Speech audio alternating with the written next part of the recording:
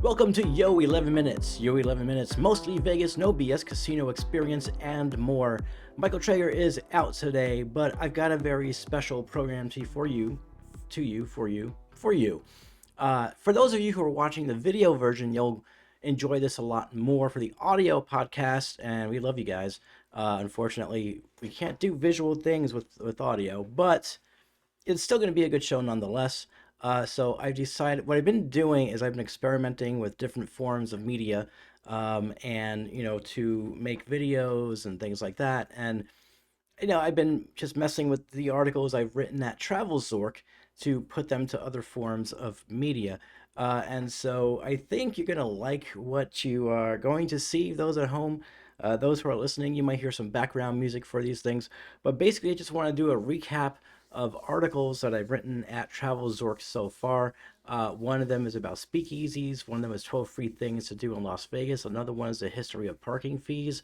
And one is about the Brightline West light rail thingy, speed rail that's going from Las Vegas to Los Angeles.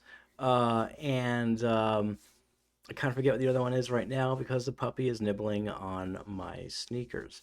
Anyways, that being said, we're going to just go ahead and get into it.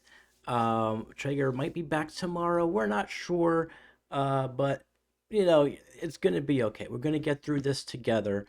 I know, the Traeger fans out there, you're not here for me. I understand that. I get it. Hey, it is what it is. He's the guy. He's the guy. But hopefully you'll enjoy what I'm about to share with you guys right now.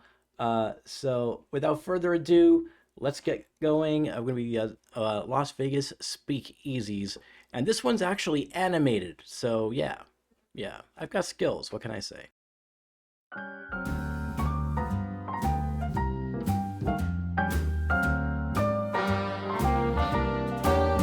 Las Vegas speakeasies are a thing of curiosity. Although alcohol is no longer prohibited, it appears the need for them to pop up year after year is something that gets me wondering.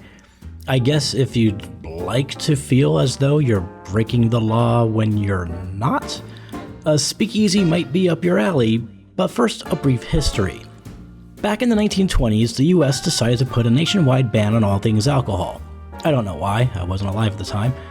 Anyways, it sparked what's known as the Prohibition era. This didn't stop people from wanting their party juice, so secret bars called speakeasies popped up everywhere. These undercover bars were often hidden behind unassuming doors and back alleys or disguised inside normal businesses like soda shops and bookstores. They were called speakeasies because you had to speak easy about them in public to avoid getting caught by the cops. These places were not only about sneaking a drink, but also about enjoying live jazz music, which honestly might have been the louder part of the secret if we're being honest. Cops are walking by a bookstore, middle of the night, loud jazz music coming out of it. They should have been called play-easies.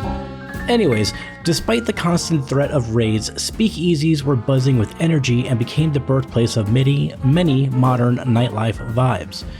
Las Vegas is a city built on delivering unforgettable experiences, and Las Vegas speakeasies fit perfectly into this vision.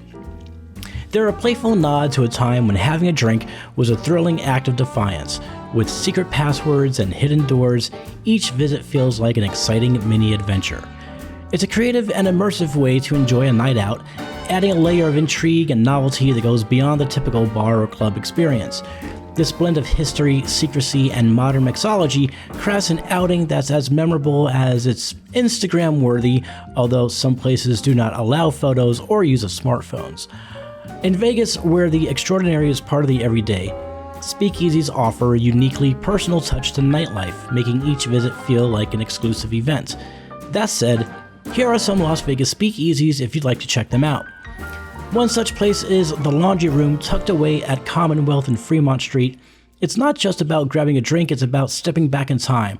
The place is small, allowing only 22 people at a time, and makes the experience very exclusive and personal. Another hidden gem is the underground speakeasy and distillery located in the basement of the Mob Museum. Here you can enjoy drinks that were popular in the 1920s among genuine artifacts from that era. It's like a history lesson with a twist. There's also like a secret word. You have to like text to get it and stuff. It's interesting. If you're a bit into drama and mystery, check out the 1923 Prohibition Bar. Not to be confused with Prohibition Bar at Golden Gate, but the 1923 Prohibition Bar at the Shops at Mandalay Place. This place does not hide its door. Instead, it surprises you with the door disguised as a bookcase. So there's that. For those who like a little adventure with their haircut, the barbershop at the Cosmopolitan of Las Vegas is perfect. Behind an actual working barbershop is a secret bar where you can enjoy old-style cocktails and feel like you've discovered something special. Ghost Donkey at Cosmopolitan offers a unique twist with a focus on tequila and mezcal. This lounge is not just about drinks, it's about experiencing bold flavors in a setting that feels like a hidden treasure. And lastly, if you love tropical vibes, the Golden Tiki in Chinatown will sweep you away to an island paradise filled with fun drinks and an upbeat atmosphere. I wouldn't really refer to it as a speakeasy. Their advertising does, but I mean, it's not. So there you go, a brief history of speakeasies and some speakeasies that you can enjoy in Las Vegas.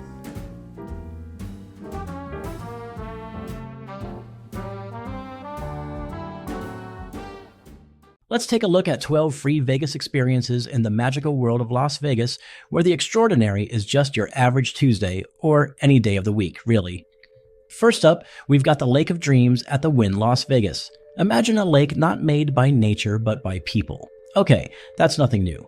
But this one is complete with a 40-foot waterfall tumbling down from a fake mountain. We have real mountains too, but that's probably not why you're visiting here. Any nuts? It's like nature's own cinema, with water, lights, and music all dancing together. Every night, this place turns into a rainbow of colors and tunes, making you feel like you're in a fairy tale. Next stop, the Miracle Mile shops at Planet Hollywood. Think of a shopping marathon, but with more than just stores.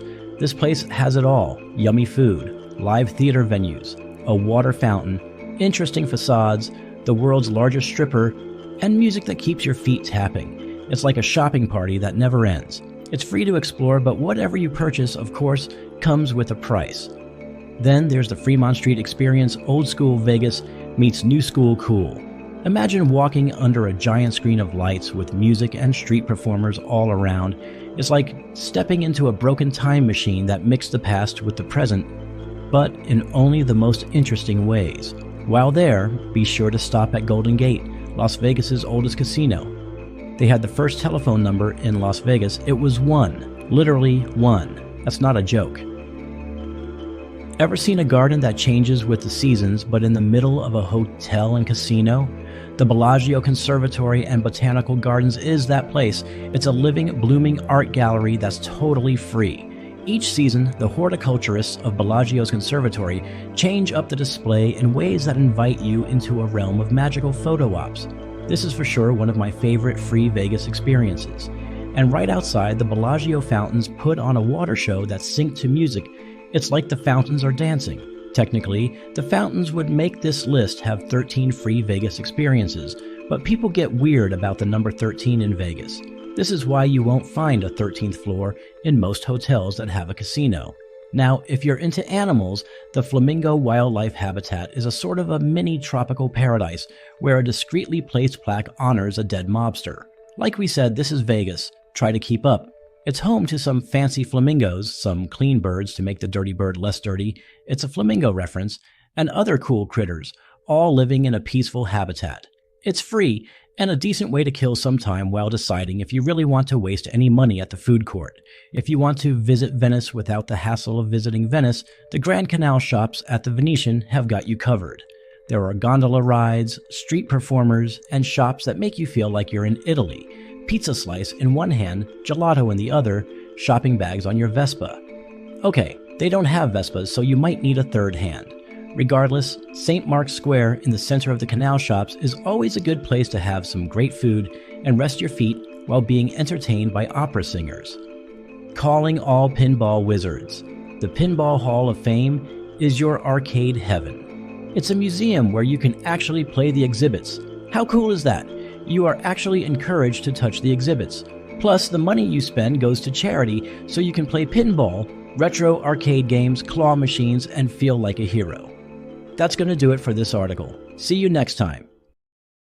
Just yesterday, the groundbreaking took place for what's being touted as high-speed rail from Las Vegas to Los Angeles. To be clear, as many news markets are not, is that the high-speed rail from Vegas to Los Angeles isn't exactly to Los Angeles. Although news markets are marketing it as Las Vegas to Los Angeles, it is actually Las Vegas to Rancho Cucamonga.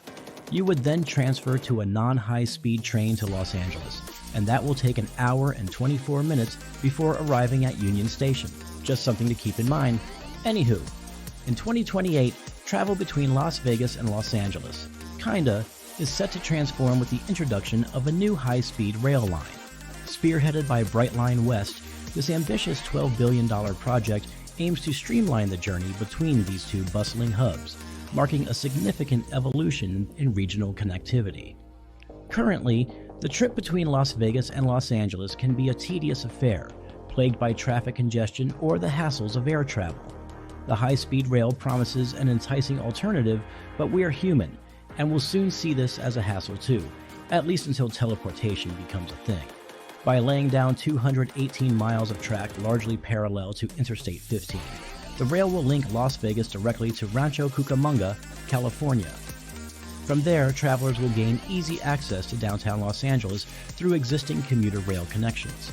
An additional station in Victorville will further enhance the network's reach, making it accessible to a broader audience.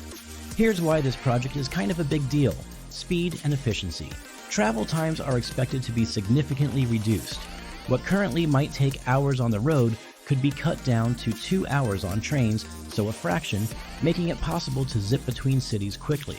This efficiency is not just good news for daily commuters and tourists, but also opens new possibilities for business interactions and weekend getaways. That's right, Las Vegas, more of the Californians you love so much. I'm being sarcastic, no worries. Environmental sustainability. The high-speed rail is aligned with broader environmental goals, aiming to decrease the reliance on automobiles and airplanes. By doing so, it will contribute to reducing greenhouse gas emissions and promoting cleaner air. This shift is crucial in battling urban pollution and fostering a more sustainable future. Economic impact. The construction and operation of the rail line are projected to generate thousands of jobs. Beyond direct employment, it's expected to stimulate local economies by increasing accessibility, attracting new businesses, and enhancing tourism. This economic injection could be transformative for communities along the route. Brightline West's high-speed rail is not merely a transportation project, it's a visionary step towards modernizing infrastructure, enhancing economic vitality, and promoting sustainable travel so long as it actually reaches completion. That's going to do it for this article. Enjoy your trip to Rancho Cucamonga in 2028. Alrighty, so I hope you enjoyed that presentation. I have 2 more things left, but I'm going to be saving those for a future episode because when you're doing a show by yourself, you really need to come up with some sort of filler. That being said, that's going to do it for this episode. Luxury travel booking, TravelZork Travel. Hit up TravelZork.travel and plan your next amazing vacation, not just Las Vegas, but anywhere in the world. And be sure to find us on social media and join the conversation. You can find us easily. All social platforms are at TravelZork. We'll see you next time.